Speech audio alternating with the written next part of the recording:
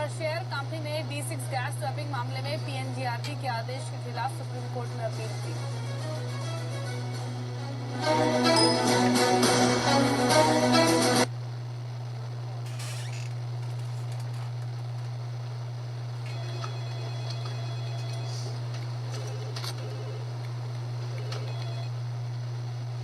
बढ़ाए जाएंगे दाम।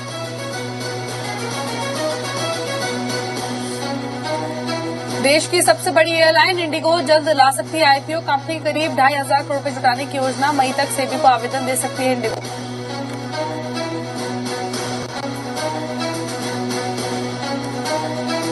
सेबी निर्देश के बावजूद 400 लिस्टेड कंपनियों ने अब तक बोर्ड में शामिल नहीं की महिला डायरेक्टर। डेडलाइन खत्म होने में सिर्फ 2 दिन का वक्त।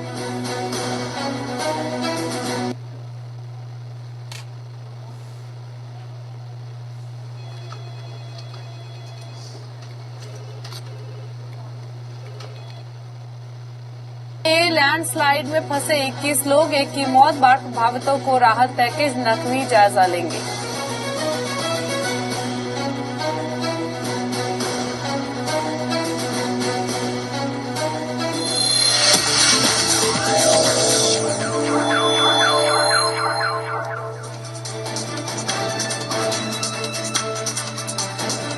आप देख रहे हैं मिड कैप बाजार। भारतीय बाजारों में जोरदार तेजी है। निफ्टी 100 अंक से ज्यादा ऊपर इस वक्त कामकाज कर रहा है। अब करीब 96 अंकों की बढ़त के साथ 8438 के लेवल पर है। सेंसेक्स में भी 350 अंकों से ज्यादा की बढ़त फिलहाल देखी जा रही है। 351 अंकों की बढ़त के साथ सेंसेक्स कामकाज कर रहा है। सभी सेक्टर्स में जोरदार तेजी है। कैपिटल गुड्स हो, ऑटो हो, बैंकिंग हो, FMCG हो, PSU शेयरों में भी जमकर खरीदारी आज के सेशन में हो रही है। कुछ स्पेसिफिक स्टॉक्स की बात करें तो UltraTech Cement, Idea Cellular, ITC, ONGC, Bharti Airtel, Coal India, ये निफ्टी 50 के कुछ ऐसे स्टॉक्स हैं जहां पर स्ट्रांग मोमेंटम देखा जा रहा है। बैंक निफ्टी 201 अंक की बढ़त के साथ कामकाज कर रहा है। कंज्यूमर ड्यूरेबल्स कुछ देर पहले लाल निशान में था, लेकिन अब ये भी हरे निशान में आ चुका है। हालांकि बिल्कुल शांत है इस वक्त। लेकिन निफ्टी के देखिए, अल्ट्राटेक सीमेंट 4% ऊपर है। HDFC लिमिटेड 2.25% की बढ़त। ल्यूपिन 2% ऊपर। TCS, BPCL, ACC, Asian paints, Maruti Suzuki सभी में अच्छी खरीदारी है। बैंकिंग स्टॉक्स का हाल है। पंजाब नेशनल बैंक 1 रुपए की बढ़त के साथ कामकाज कर रहा है। SBI में 3 रुपए की मजबूती है। बैंक ऑफ बड़ौदा करीब 2.25 रुपए की बढ़त के साथ कामकाज कर रहे हैं। इंडसइंड बैंक 4 रुपए की बढ़त के साथ कामकाज कर रहा है। इसके अलावा axis bank, IDBI bank, Canara bank, bank of India सब में खरीदारी इस वक्त देखी जा रही है। एक्सिस बैंक करीब 12 अंक की बढ़त के साथ कामकाज कर रहा है और बैंक ऑफ इंडिया करीब 1 रुपए की बढ़त के साथ कामकाज कर रहा है। तो आज सभी सेक्टर्स की ओर से पार्टिसिपेशन आ रहा है और खास बात यह है आज की इस तेजी में कि लार्ज कैप्स के साथ साथ मिड कैप और स्मॉल कैप शेयरों में भी जमकर खरीदारी हो रही है। मिड कैप और स्मॉल कैप इंडेक्स में इस वक्त दिन के उच्चतम स्तरों पर ट्रेड कर रहे हैं। स्मॉल कैप इंडेक्स 2.5% से ज्यादा की बढ़त के साथ डे हाई पर ट्रेड कर रहा है। तो आज अक्रॉस द बोर्ड बाइंग हो रही है। लार्ज कैप ही नहीं बल्कि मिड कैप और स्मॉल कैप शेयरों में भी जोरदार खरीदारी। मिड कैप गेनर्स आपकी स्क्रीन पर है। BEML 5% ऊपर, सनोफी इंडिया 2% ऊपर, BEL डिफेंस स्टॉक्स में अच्छी मजबूती है, 5% ऊपर BEL है। इसके अलावा सेंचुरी टेक्सटाइल 4.5% ऊपर है। अपोलो हॉस्पिटल्स, AB नोवो में भी 1.5 से 2% की बढ़त इस वक्त देखी जा रही है। जी दीपाली एक्चुअली ये भी एक बहुत इंपॉर्टेंट फैक्ट रहेगा क्योंकि ये ईयर एंडिंग है और एक NAV प्रॉपिंग करके एक ये जो फंड हाउसेस है these adopt this strategy. But ये देखना होगा गोइंग फॉरवर्ड कि ये क्या ये रैली विल बी सस्टेन्ड और there is a further downside. चलते हैं हमारे अगले कॉलर की तरफ। मिस्टर जगन्नाथ है हमारे साथ में। जगन्नाथ, आपका सवाल क्या है?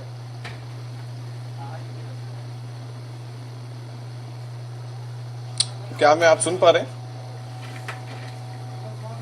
चलिए इनका सवाल ले लेते हैं। बाटा इंडिया पर इनका सवाल है और अशोक लेलैंड उन्होंने एक लिए हुए 100 शेयर्स एट 65 विजय। क्या राय है ये दोनों स्टॉक्स पर आपकी? बाटा कितने में लिया है मैं थोड़ा समझ नहीं पाया।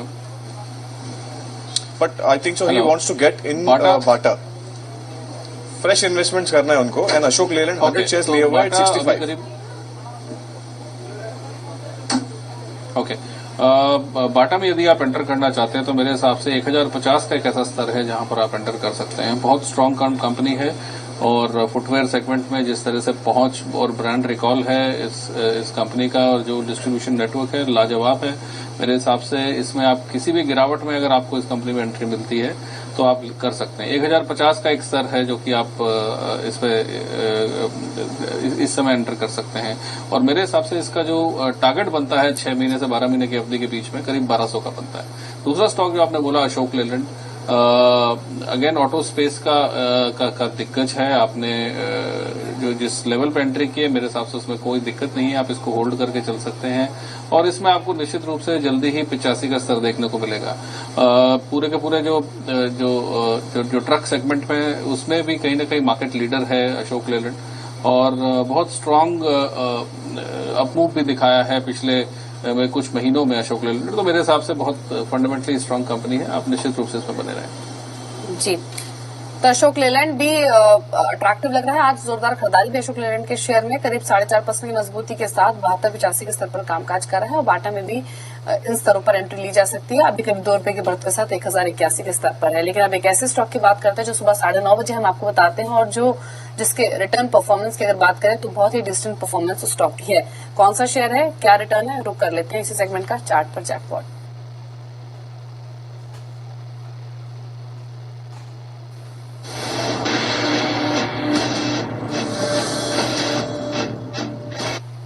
चार्ट पर जैकपॉट यानी सुबह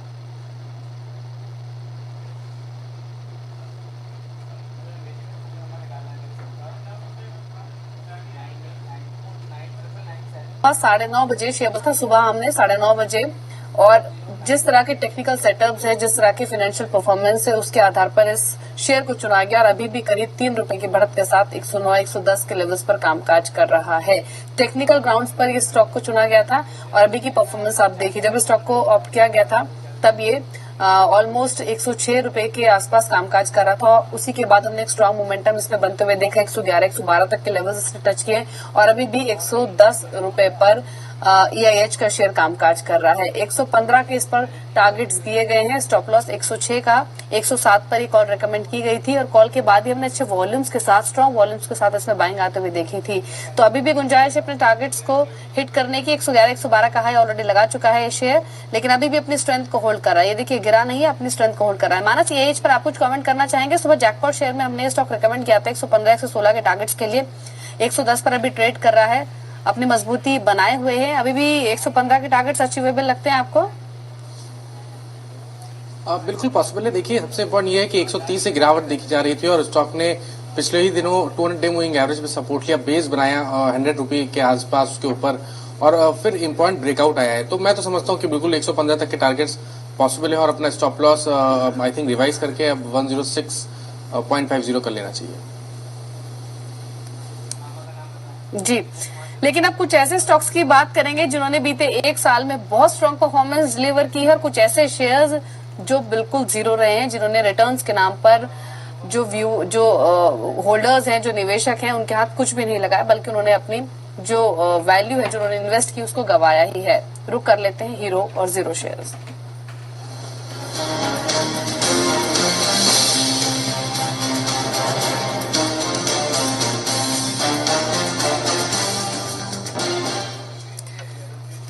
एयरवे 15 के हीरो और जीरो स्टॉक्स और दोनों ही कैटेगरी के स्टॉक्स लेकर मेरे 2 सहयोगी मौजूद हैं, अंचल हैं और साथ ही साक्षी भी हैं। अंचल, में पहले आपके पास आना चाहूंगी क्योंकि पहले परफॉर्मर्स की बात करते हैं।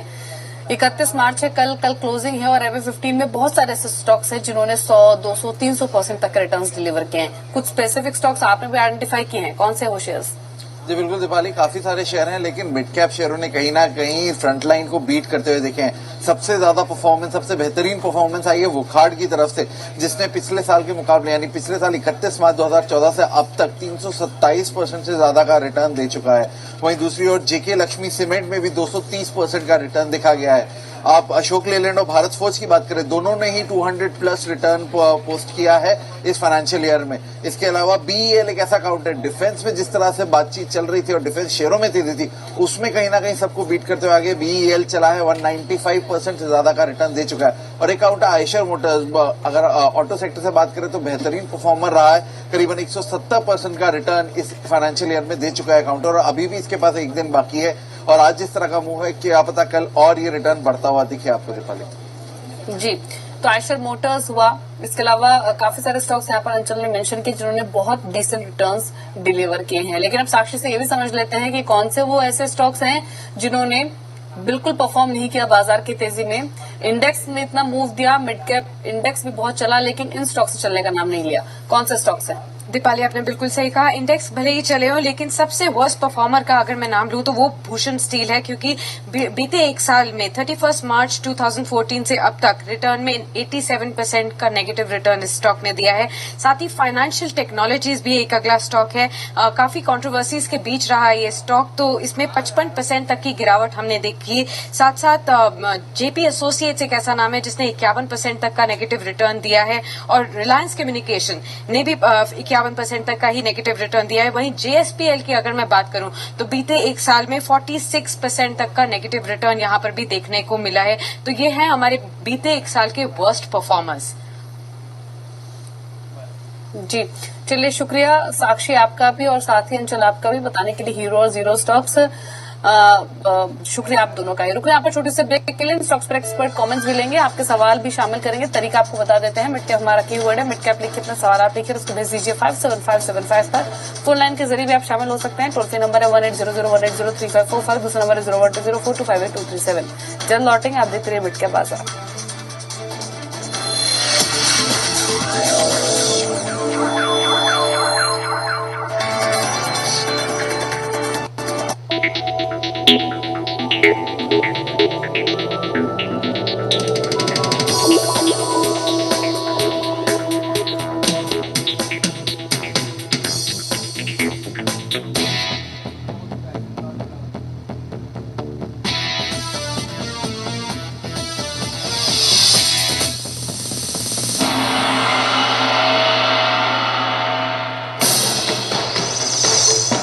में 400 अंक की मजबूती देखी जा रही है।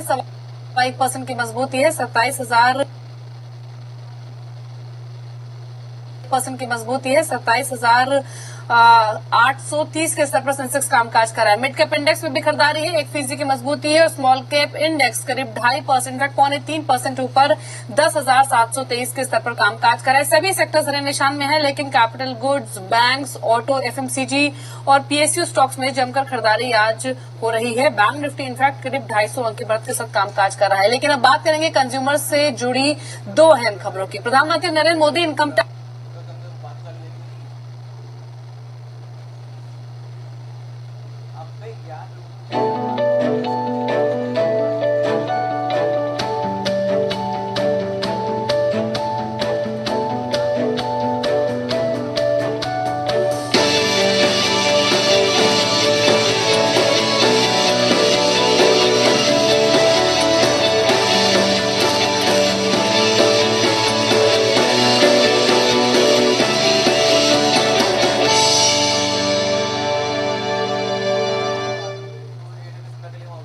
तब बातचीत हुई तो प्रधानमंत्री ने नाखुशी जताई कि जो ग्रीवेंसेस हैं इनकम टैक्स के, उसको लेकर के जो डेवलपमेंट है वो बहुत अच्छा नहीं है। और उन्होंने कहा कि इससे ये शिकायत मिलती है कि इनकम टैक्स का अधिकारी आज जो है टैक्स पेयर्स को परेशान करते हैं और इसको तत्काल निपटाना चाहिए। ये बात इस वजह से खुलासा हुआ कि अनिता कपूर ने जितने प्रिंसिपल जो चीफ कमिश्नर हैं उनको चिट्ठी लिखी है, इंटरनल चिट्ठी जी बिजनेस के पास है, जिसमें उन्होंने कहा है कि जो डेवलपमेंट है उसको लेके प्रधानमंत्री खुश नहीं है। और इसके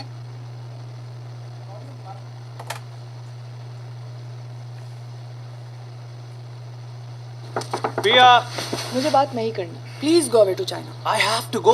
क्या बोला था तुमने? पिया, हम दोनों साथ में घर सजाएंगे, साथ में रोहित। वैसे मैं सोच रहा था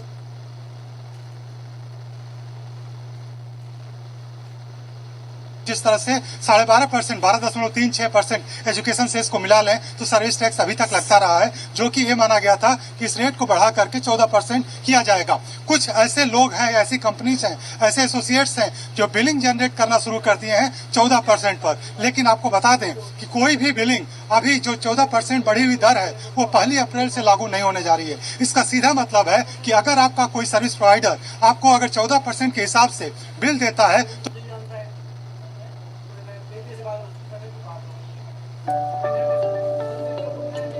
Your customers rely on your website or application. If it's शुरू होगा और जब फाइनेंस बिल पास हो जाएगा तब ये रेट के लागू होने की तारीख डिसाइड की जाएगी। अभी आपको 1 अप्रैल से पुराने रेट पर यानी कि 12.36 के रेट पर सर्विस टैक्स देना है। तो एक बहुत बड़ा एक तरह से लोगों को, कंज्यूमर को होशियार रहना पड़ेगा, चाहे वो इंश्योरेंस कंपनी हो या टेलीकॉम कंपनीज हो। ऐसे बहुत सारे सर्विस प्रोवाइडर हैं जो ये इस तरह के बिल जनरेट करने की दिशा में आगे बढ़ रहे हैं, और ऐसे हालत में कुछ लोगों ने तो नई कंपनियां क्रिएट करनी शुरू कर दी है, और ये एक संकेत है कि कंज्यूमर को कैसे लूटा जा सकता है। तो इसके लिए उनको सावधान रहना पड़ेगा कि आप 14% पर रेट पर अभी ना दें। जी धन्यवाद दीपू। दीपू ने बहुत अच्छी तरह से विस्तार से समझाया कि कौन कौन से सेगमेंट्स है जहां पे अप्रैल 1 से कंज्यूमर्स रिलेटेड ध्यान देना पड़ेगा। चलते हैं हमारे अगले कॉलर की तरफ। मिस्टर संदीप है हमारे साथ मध्य प्रदेश से। संदीप, आपका सवाल पूछिए। सर, मेरे पास MRF के शेयर है, 10 शेयर है, जो मैंने 40,004। ओके,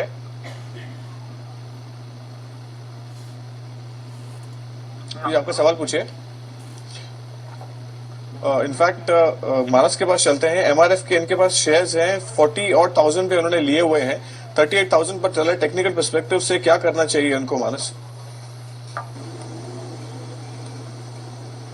काफी समय से हम देख रहे थे कि 22,000 से stock higher tops higher bottoms बना रहा था और 50 डे मूविंग एवरेज के ऊपर लगातार सस्टेन कर रहा था, बट पिछले दिनों 50 डे मूविंग एवरेज के नीचे फिसला है स्टॉक। ये जरूर है कि पिछले 2 दिनों में रिकवरी देखने को मिली है, बट मैं समझता हूँ कि शायद ये रिकवरी सस्टेन नहीं करेगी और यहाँ से थोड़ा और रिकवर हो सकता है स्टॉक करीब करीब।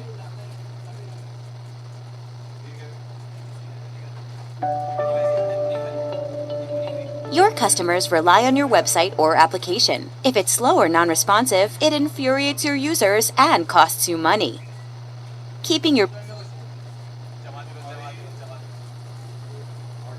शोवन, क्या आप सुन पा रहे हैं? हेलो जी, सवाल पूछिए अपना। हाँ, मेरे पास मैक्सवेल इंडस्ट्रीज है 63.35 की रेट पे। 63.35 पर, ठीक है। अभी कितना समय और देंगे? 2 महीना 3 महीना। जी विजय, 3 महीने का नजरिया है। मैक्सवेल इंडस्ट्रीज 63 पे 35 पैसे पर खरीदा हुआ है, 69.70 के लेवल्स पर ट्रेड कर रहा है। अभी तो मुनाफे में।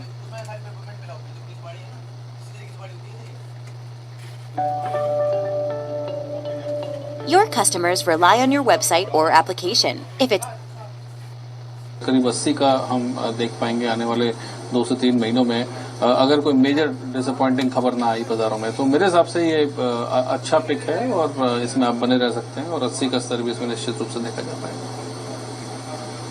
चलिए चलते हैं हमारे अगले कॉलर की तरफ। मिस्टर नरेश है हमारे साथ। नरेश, आपका सवाल क्या है?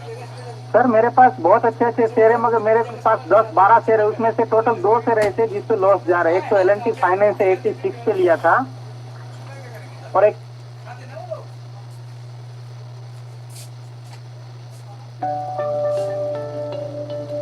your customers rely on your website or application. If it नहीं, आपको राय दिला देते हैं हमारे एक्सपर्ट की। मानस, इनके पास L&T फाइनेंस के शेयर्स है 86 पे उन्होंने लिए हुए हैं and he setting on loss in Educomp. 66 पर उनका बाइंग है। आपकी क्या सलाह है दोनों स्टॉक्स पर? इनफैक्ट एडुकॉम पर एक काफी अच्छा एक बड़ा लॉस भी चल रहा है इनको। देखिए, जहां तक बात L&T फाइनेंस होल्डिंग की है, पिछले दिनों बहुत अहम सपोर्ट 65 के बीच हुए हैं और जिसका जो मैं समझता हूँ काफी निगेटिव है स्टॉक।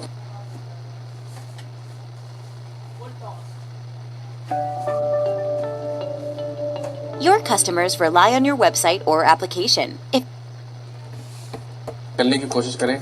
और जहां तक बात एडियोकॉम की है, देखिए बहुत क्लियरली ऐसा लगता है कि शायद आने वाले टाइम में और गिरावट देखने को मिलेगी। करीब करीब 9 रुपए तक के लेवल्स देखने को मिल सकते हैं और लगातार वीक स्ट्रक्चर रहा है। तो मैं तो समझता हूँ कभी कोई अपॉर्चुनिटी मिले जहां पर स्टॉक 15 रुपए के आसपास आए तो वहां पर निकलने की कोशिश करें। जी चलिए, रुकेंगे यहाँ पर छोटे से ब्रेक के लिए। तरीका आपको बता देते हैं। मिड कैप हमारा कीवर्ड है। मिड कैप लिखिए, अपना सवाल आप लिखिए और उसको भेज दीजिए 57575 पर। फोन लाइन के ठीक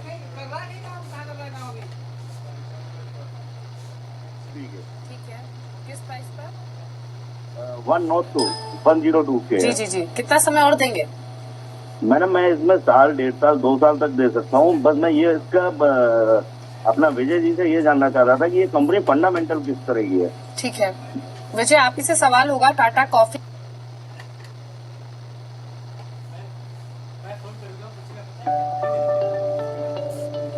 your customers rely on your website or application. If में इन स्तरों पर इन्वेस्टमेंट भी की जा सकती है। आपके कमेंट्स क्या हैं?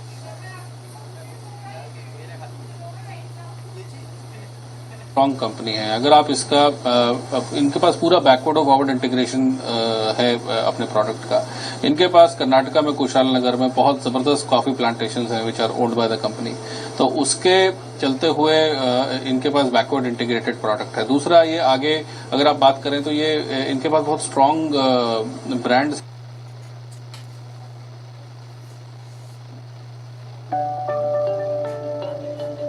Your customers rely on your website or application. If it तो लॉन्गर टर्म पर्सपेक्टिव से अगर आप इसमें बने रहें, इसमें कहीं पे भी कोई दिक्कत नहीं है। अभी हमने देखा कि करीब 100 के स्तर से ये 90 के स्तर पे आया, मगर वहां पे मुझे लगता है कहीं ना कहीं कंसोलिडेट कर रहा है और इसमें एक बार को अच्छी चाल बननी चाहिए। अगर कोई 2 साल की अवधि से इसमें निवेशित रहता है, मुझे लगता है कि 140-150 का स्तर ये जरूर इसमें देखने को मिलेगा। तो एक अच्छा अपसाइड इसमें मुझे लगता है विद लॉन्गर टर्म पर्सपेक्टिव। जी, तो होल्ड करने की सलाह है लॉन्ग टर्म पर्सपेक्टिव से टाटा कॉफी। अभी 90-91 के लेवल्स पर कामकाज कर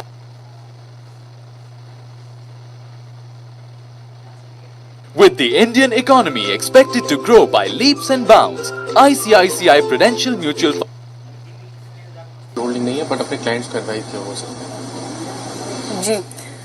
विजय, आपकी ओर से कोई डिस्क्लोजर? मेरे भी कोई पर्सनल होल्डिंग नहीं है। जिन भी स्टॉक्स में हमने बातचीत की है और एक क्लाइंट्स के पास अवश्य हो सकती है।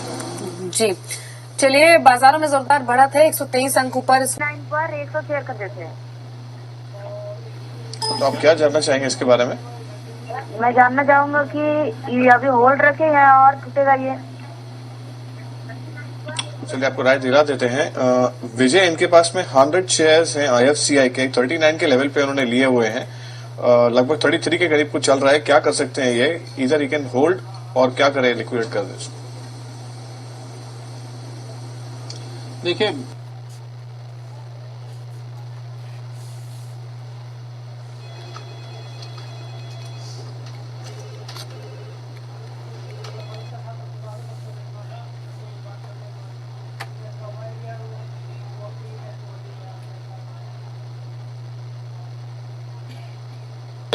बहुत हाई वॉल्यूम सुनी कि इनको बैंकिंग लाइसेंस मिलेगा, तो उसके चलते इसमें कई बार स्पेकुलेशन हुई, मगर अंततः कुछ हुआ नहीं। और जो इनका जो एसेट क्वालिटी है उस पर भी काफी सवालिया निशान है, क्योंकि एसेट क्वालिटी इनकी अच्छी नहीं रही है। नेट इंटरेस्ट मार्जिन अच्छे नहीं रहे हैं और कहीं ना कहीं एनपीए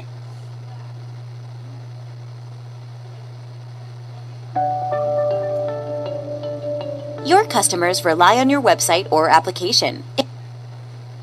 तो हो सकता है आपका भाव मिल जाए, मगर आप फंडामेंटल कंपनीज में यदि आप इन्वेस्ट करते हैं तो मेरे हिसाब से आप एग्जिट करें रैलीज में और किसी और अच्छे काउंटर में आप इन्वेस्ट करें। अगले कॉलर हमारे साथ बातचीत करने के लिए सताक्षी हैं नासिक से। सताक्षी, नमस्कार, सवाल पूछिए अपना। हेलो जी सताक्षी, नमस्कार, सवाल पूछिए अपना। जी, मेरे पास HDFC बैंक के शेयर्स है। जी, कितने शेयर्स है, किस प्राइस पर? 20 share.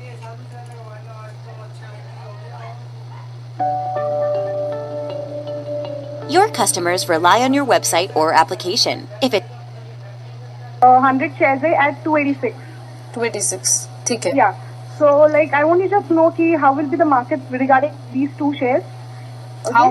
How much time you will give to these investments? Like next 15 to 20 days or a month. A month.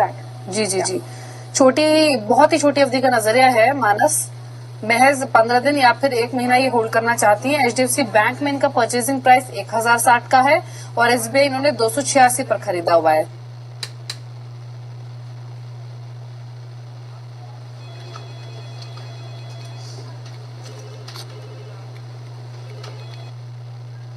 Average पे सपोर्ट लिया और फिर वहां से बाइंग इंटरेस्ट देखने को मिला है। आज इम्पॉर्टेंट रेजिस्टेंस 1025 का ब्रीच हुआ है, तो उसको देख के तो मैं समझता हूँ कि एक बाउंस बैक की उम्मीद बिल्कुल करनी चाहिए, जहां पर स्टॉक 1065 से लेकर 1075 की रेंज में आएगा। बट उसके साथ ही अगर आप मंथली चार्ट देखिए तो वो बहुत कंफर्टेबल नहीं दिखते हैं। मैं समझता हूँ कि अगर बाउंस बैक आता है और स्टॉक 1075 की रेंज में आता है तो एक बार प्रॉफिट बुक कर लेना बेटर आइडिया है। और कोई भी लॉन्ग 1105 के लेवल से पहले HDFC बैंक में ना बनाए, क्योंकि इनका जो नजरिया है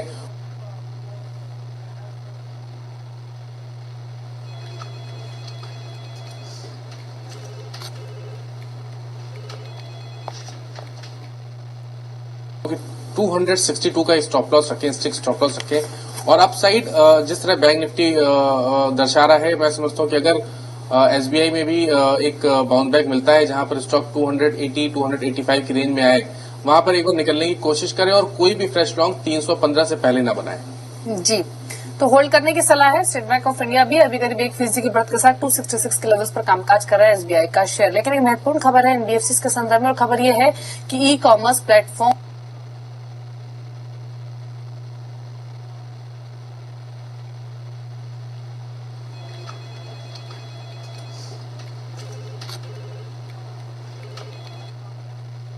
ऑलरेडी शुरू हो चुका है, लेकिन ई कॉमर्स भी इस बिजनेस से अब एनबीएफसीज भी अब इंटरेस्टेड हैं।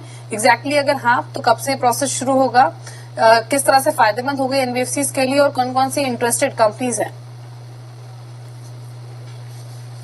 इन दिनों जो दो सेक्टर फोकस में है वो ई कॉमर्स और एनबीएफसी, और आने वाले दिनों में आप इन दोनों सेक्टर्स को करीब आते देखेंगे। फिलहाल ई कॉमर्स साइट्स पर केवल बैंकों के पेमेंट गेटवे हैं, लेकिन अगले फाइनेंशियल ईयर में एनबीएफसीज के पेमेंट गेटवे भी ई कॉमर्स साइट पे होंगे। इन पेमेंट गेटवे से आपको ईएमआई की सुविधा तो मिलेगी ही, साथ में 0% इंटरेस्ट स्कीम भी मुहैया कराई जाएगी। बजाज फाइनेंस ने ई कॉमर्स साइट्स के लिए पेमेंट गेटवे तैयार किया है, और दूसरी एनबीएफसी कंपनियां भी ई कॉमर्स साइट्स के लिए पेमेंट गेटवे तैयार कर रही है। तो देखना अब ये होगा कि इन एनबीएफसी पेमेंट गेटवे से कंपनियों के साथ साथ ग्राहकों को कितना फायदा होगा। चलिए, शुक्रिया अनुराग आपका बातचीत करने के लिए। तो इंटरेस्टिंग खबर है कि ई कॉमर्स प्लेटफॉर्म से एनबीएफसीज भी अब जुड़ेंगी। विजय, आपने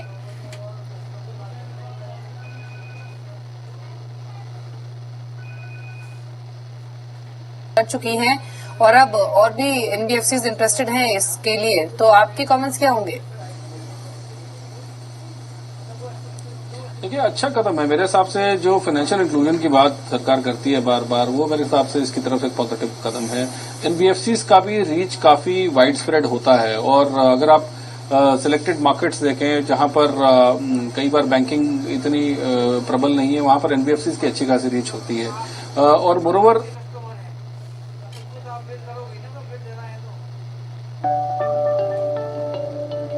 Your customers rely on your website or application. If Finance, Bajaj Finance, इन सारी कंपनीज को बहुत फायदा पहुंचने वाला है, जो भी नॉन बैंकिंग फाइनेंशियल कंपनीज है। तो no doubt it's a good step, और इसमें फाइनेंशियल इंक्लूजन को बढ़ावा मिलेगा।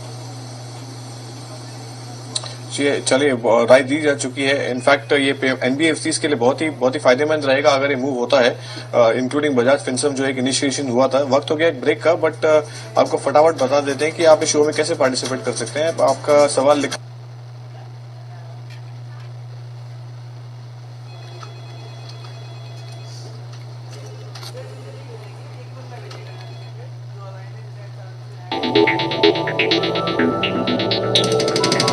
वाले शो में हम शामिल करेंगे, लेकिन उससे पहले मार्केट्स को एक बार देख लेते हैं। इस वक्त निफ्टी बढ़त के साथ ही कामकाज करें, इनफैक्ट डे हाई पर है। 82 अंक की मजबूती के साथ 8423 के स्तर पर दिन के उच्चतम स्तरों पर निफ्टी इस वक्त ट्रेड कर रहा है। सेंसेक्स को भी देख लेते हैं, तमाम सेक्टर्स को देख लेते हैं कि आज के सेशन में कहां से पार्टिसिपेशन आ रहा है।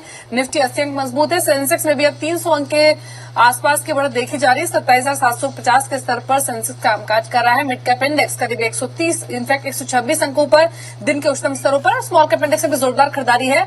255 अंक की बढ़त के साथ स्मॉल कैप इंडेक्स 10,670 के स्तर पर कामकाज कर रहा है। सभी सेक्टर्स को एक बार देख लेते हैं। बैंक निफ्टी में अच्छी बढ़त है, 150 अंकों पर है। ऑटो इंडेक्स में खरीदारी है, 111 अंक की मजबूती देखी जा रही है। रियल्टी इंडेक्स 17 अंक ऊपर है। मेटल्स में भी 61 अंक की बढ़त फिलहाल देखी जा रही है मेटल इंडेक्स में। लेकिन इसके अलावा IT, consumer durables, capital goods को देखें तो एकमात्र कंज्यूमर ड्यूरेबल सेक्टर ऐसा है जहां पर दबाव है, लेकिन बहुत स्ट्रॉन्ग मोमेंटम है कैपिटल गुड स्पेस में। 350 अंक की बढ़त कैपिटल गुड इंडेक्स में देखी जा रही है, और एफएमसीजी इंडेक्स भी 121 अंक ऊपर है। आपकी सभी क्वेरीज को आंसर करने के लिए दो मेहमान हमारे साथ मौजूद हैं। टेक्निकल पर्सपेक्टिव से जवाब देने के लिए मानस जायसवाल है, और फंडामेंटल व्यू के साथ मौजूद है हमारे साथ विजय चोपड़ा। दोनों ही एक्सपर्ट्स का इस शो में स्वागत है। सवाल जवाब के सिलसिले को शुरू भी करेंगे, लेकिन सबसे पहले हमारे व्यूअर्स को बता देते हैं कि शो में शामिल होने का आखिरकार क्या तरीका है। मिड कैप हमारा कीवर्ड है, मिड कैप लिखिए, अपना सवाल आप लिखिए और भेज दीजिए 57575 पर। इस क्लास फोन लाइन के जरिए आप पार्टिसिपेट कर सकते हैं। टोल फ्री नंबर है 1800-180-3545, दूसरा नंबर है 0120425823 7। चलिए सीधे न्यूज रूम चलते हैं। रोहित मौजूद है, उनसे ये जान लेते हैं आखिरकार आज मिड कैप में एक्शन है कहाँ। रोहित बताइए, मिड कैप गेनर्स और लूजर्स कौन सा आइडेंटिफाई किए हैं आपने?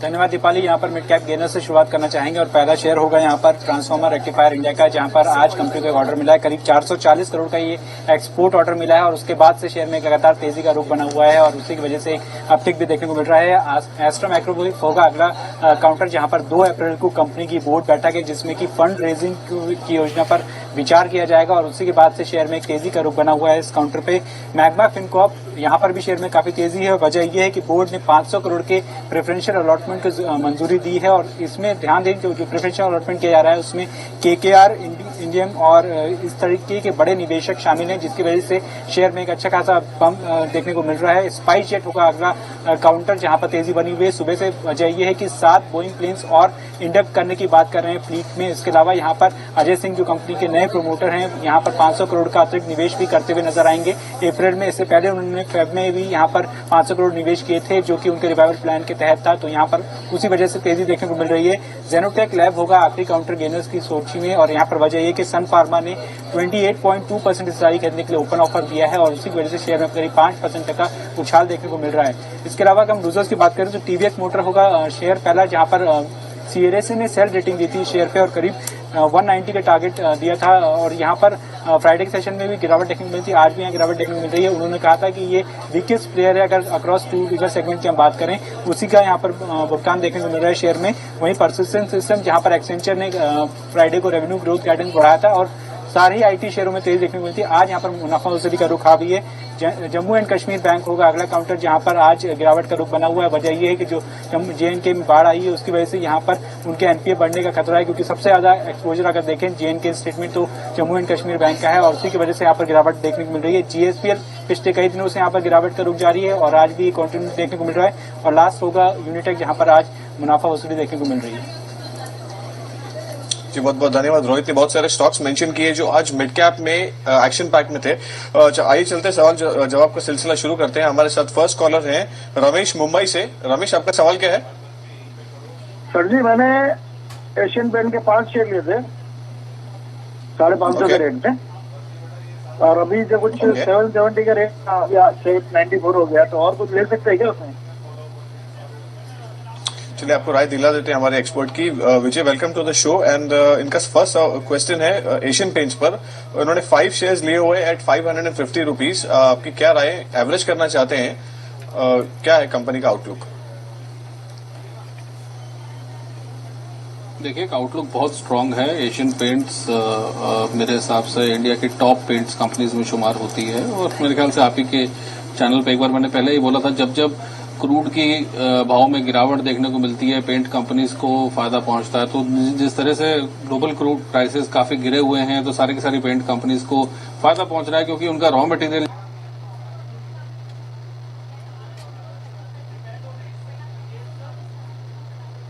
जो होता है वो कहीं ना कहीं पड़ने की अवधि तक इसको होल्ड करता है। तो मेरे हिसाब से 900 का स्तर इसमें देखने को मिल सकता है। तो किसी भी करेक्शन में इसको आप बाय करें, कोई भी दिक्कत नहीं है, कहीं कोई पैनिक नहीं है इस स्टॉक में। It's a very very strong, fundamentally strong company.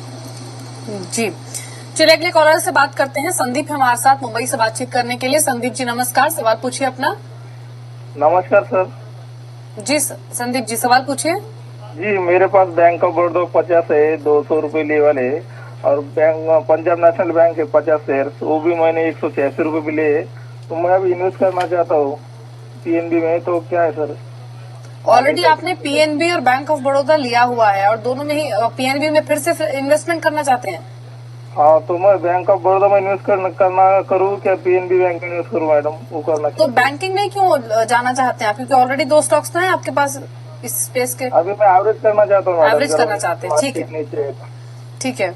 मानस, आपके कमेंट्स क्या होंगे? बैंक ऑफ बड़ौदा 200 रुपए पर खरीदा हुआ है, पंजाब नेशनल बैंक 186 पर खरीदे, नुकसान हो रहा है इनको पंजाब नेशनल बैंक में भी। अब जानना चाहते हैं कि क्या नुकसान को कम कर लेना चाहिए इन मौजूदा स्तरों पर एवरेजिंग करके? अगर हाँ तो बैंक ऑफ बड़ौदा पर एवरेज करें या फिर PNB या फिर दोनों स्टॉक्स पर? देखिए, पिछले 2 मंथ में तो काफी अंडर परफॉर्मेंस देखा गया है, स्पेशली PSU बैंकिंग स्टॉक्स में। और जिस तरह के पैटर्न चार्ट्स पे दिखते हैं, मैं समझता हूँ कि शायद यहाँ से वीकनेस अभी और बढ़ेगी बट ये जो वीकनेस आएगी ये शॉर्ट टर्म के लिए है। अगर 1 से 2 मंथ की बात करें तो जरूर हमें वीकनेस देखने को मिलेगी, पर जहां तक बात लॉन्ग टर्म की, अगर ये 10 से 12 मंथ तक होल्ड कर सकते हैं स्टॉक में तो बिल्कुल बने रहना चाहिए दोनों ही स्टॉक में। इससे बेटर प्राइस उनको जरूर मिलेंगे। जहां तक बात एवरेज करने की है, मैं समझता हूँ कि उनको पीएनबी में जैसे उन्होंने बताया कि एवरेज करना चाहते हैं, मैं समझता हूँ कि 155 के लेवल्स जब तक रीच ना हो, जब तक वो लेवल्स के ऊपर स्टॉक क्लोज ना हो, तब तक इसमें फ्रेश लॉन्ग ना क्रिएट करें। अगर 155 के ऊपर क्लोज हो तो ये मान लेना चाहिए कि शायद करेक्शन ओवर हो गया और हमें फिर से एक अपमूव देखने को मिलेगा। तो उस केस में 155 के ऊपर ही लॉन्ग पोजीशन बनाएं। चलिए, दोनों स्टॉक्स पर आपको राय दी जा चुकी है मानव जायसवाल द्वारा। चलते हैं हमारे अगले कॉलर की तरफ, मिस्टर जयराज है पुणे से। जयराज, आपका सवाल क्या है? या मुझे गति खरीदना है एंड टूरिज्म फाइनेंस। ओके, तो आपकी इन्वेस्टमेंट फ्रेश इन्वेस्टमेंट करना है आपको या क्या है? फ्रेश इन्वेस्टमेंट करना है। And what is the amount you are looking at? Gati I am looking to invest right now in tourism finance. I am holding at 63। Okay, ठीक है, आपको राय दिला देते हैं हमारे एक्सपर्ट की। विजय, ही वांट गेल में गति में इन्वेस्ट करना है उनको, एंड टूरिज्म फाइनेंस का आउटलुक क्या है कंपनी का? ये दो स्टॉक्स पर आपकी राय क्या है इनके लिए? देखिए, गति पे मैं कहूंगा कि कहीं पर भी इनको 200 के लगभग भाव मिलता है तो निश्चित रूप से इसमें एंट्री करी जा सकती है किसी भी करेक्शन में। अच्छा स्टॉक है, और जिस तरह से लॉजिस्टिक्स कंपनीज का ओवरऑल बिजनेस ग्रो हुआ है with the advent of e commerce, no doubt इसके अंदर वैल्यूएशन जरूर स्ट्रेच्ड हैं जो भी लॉजिस्टिक्स कंपनीज है, but still Gati being a market leader, I think उसमें कहीं ना कहीं ग्रोथ की अभी भी काफी गुंजाइश है। मुझे लगता है 250 का स्तर इसमें देखने को जरूर मिल सकता है अगर कोई थोड़ी सी भी मीडियम टू लॉन्ग टर्म इसमें इन्वेस्टमेंट बना के रखे। दूसरा स्टॉक जो उन्होंने कहा, टूरिज्म फाइनेंस कॉर्पोरेशन की जो बात है, नो डाउट बहुत स्ट्रांग कंपनी, और इस बार बजट में काफी टूरिज्म के ऊपर भी एलोकेशन हुआ है, और नो डाउट टीएफसीआई को बेनिफिट मिलना चाहिए क्योंकि ये फाइनेंस करते हैं टूरिज्म रिलेटेड कंपनीज को। तो इसको अगर कोई थोड़ी सी लंबी अवधि से होल्ड करे तो मुझे लगता है 80 का स्तर इसमें भी देखा जा सकता है। अगले कॉलर सचिन हमारे साथ दिल्ली से बातचीत कर रहे हैं। सचिन जी नमस्कार, सवाल पूछिए अपना। सचिन। हेलो जी सचिन। हाँ, ये मैं मास्टर से सवाल पूछना चाहता हूँ। 200 शेयर है मेरे पास 420 के भाव पे। ठीक है, कितना समय और देंगे इसको आप? 6 महीने। एक इसकी लिस्टेड होनी है, किसकी वो सब्सिडी मास्टेक में वो कब होनी है? ठीक है, पहले मैं आपको मानस की टेक्निकल कमेंट्स दिलवा देती हूँ मास्टेक पर। मानस करना क्या चाहिए इनको? 420 पर खरीदा है इन्होंने मास्टेक, 387 पर ट्रेड करा है। थोड़ा सा हम और दे सकते हैं, पर प्रोबेबिलिटी नजर आती है इनके बाइंग प्राइस के फिर उसके ऊपर जाने की। देखिए, पिछले 2 दिनों में जो मिड कैप आईटी है वहां पर थोड़ा बाइंग इंटरेस्ट देखने को मिला है, और जहां तक बात मैस्टेक की है, काफी स्ट्रांग सपोर्ट दिखता है 370 से लेकर 360 की रेंज में, और ऑलरेडी करेक्ट हो चुका है। 510 से हम करेक्शन देख रहे हैं, 380 के लेवल्स बन गए हैं। तो मैं तो समझता हूँ कि बिल्कुल बने रहे, एक बाउंस बैक की उम्मीद की जा सकती है जहां पर स्टॉक 440 450 के लेवल्स तक टेस्ट कर सकता है। तो आई थिंक बने रहना चाहिए, 360 के नीचे अपना स्टॉप लॉस पुट करना चाहिए। चलिए, आपको राय दी जा चुकी है। चलते हैं हमारे अगले कॉलर की तरफ, मिस्टर धवल है हमारे साथ में। धवल, आपका सवाल क्या है? हाँ, मेरा सवाल जो है लुपिन पर है। लुपिन मैंने लिया हुआ है 1700 पे 300। ओके, तो अभी मैं 1 ईयर क्या हूँ और मैं खरीद सकता हूँ क्या? ठीक है, आपको कंपनी का आउटलुक दिला देते हैं। विजय, उन्होंने 300 शेयर्स लुपिन के लिए हुआ है 1700, लगभग 2000 पे उनको प्रॉफिट हो रहा है। आपकी क्या राय, कंपनी का आउटलुक क्या है गोइंग फॉरवर्ड? बहुत स्ट्रांग शेयर है पूरे फार्मा स्पेस में। अगर आप देखें तो मेरे हिसाब से टॉप 5 टॉप 7 कंपनीज में इसका नाम कंफर्टेबली लिया जा सकता है। जिस तरह का इनका डिस्ट्रीब्यूशन नेटवर्क है और जो इनका जेनरिक्स में भी पकड़ है, मेरे हिसाब से बहुत स्ट्रांग कंटेंडर है ग्रोथ के लिए। तो मेरे हिसाब से इसका 2200 का स्तर निश्चित रूप से देखा जा सकता है, और इसको कोई भी थोड़े समय के लिए इसको होल्ड करे 6 से 8 महीने में, तो इसमें कहीं पे भी कोई दिक्कत नहीं है। अभी रिसेंटली हमने देखा था कि जो फार्मा कंपनीज में कुछ करेक्शन देखने को मिली थी, क्योंकि कुछ डॉक्टर्स को जो ब्राइब्स पहुंचाती हैं फार्मा कंपनीज, उसको चलते हुए मेरे ख्याल से एक ओवरऑल इंडस्ट्री फैक्टर था, ये कहीं पे कोई पर्टिकुलर काउंटर रिलेटेड नहीं था। तो I think that the counters are out of the blues और इसमें मुझे लगता है आगे काफी ग्रोथ के प्रोस्पेक्ट्स हैं। तो यहां से भी 200-250 रुपए का तेजी देखने को मिल सकता है। तो निश्चित रूप से बने रहें, कोई दिक्कत नहीं है स्टॉक में। होल्ड करने की सलाह है ल्यूपिन। दिहाई पर अभी 2.25% की बढ़त के साथ बाजार भी दिन के उच्चतम स्तरों पर ट्रेड कर रहे हैं। जोरदार मजबूती है, 90 अंक ऊपर निफ्टी है। सेंसेक्स में भी 320-330 अंक की मजबूती इस वक्त देखी जा रही है। कैपिटल गुड्स, एफएमसीजी और सरकारी शेयरों में जोरदार खरीदारी है। दिन के उच्चतम स्तरों पर भारतीय बाजार ट्रेड कर रहे हैं। रुक रहे हैं थोड़ी सी देर के लिए, लेकिन फटाफट से आपको शो में शामिल होने का तरीका बता देते हैं। मिड कैप हमारा कीवर्ड है। Mid cap